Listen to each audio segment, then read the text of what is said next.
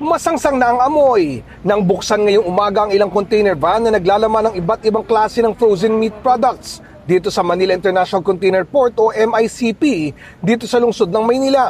Ang aabot sa 22 container na nanggaling umano sa mga bansa tulad ng Brazil, the Netherlands, France, US at United Kingdom.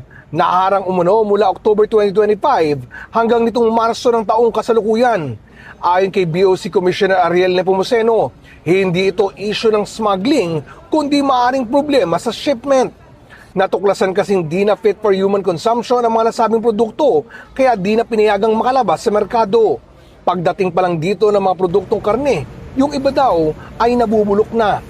Maayos naman daw ang dokumento ng mga ito pero maaari pa raw nilang singilin ang mga importer nito para sa gagastusin sa pag-incinerate ng mga karne. Ayon sa BOC, aabot sa mahigit 178 million pesos ang kabuuang halaga ng mga nasabat na mga frozen products na posibleng simulang sirain ngayong Abril sa pamamagitan ng incinerator. Para sa GMA News, ako po si Oscar Oida.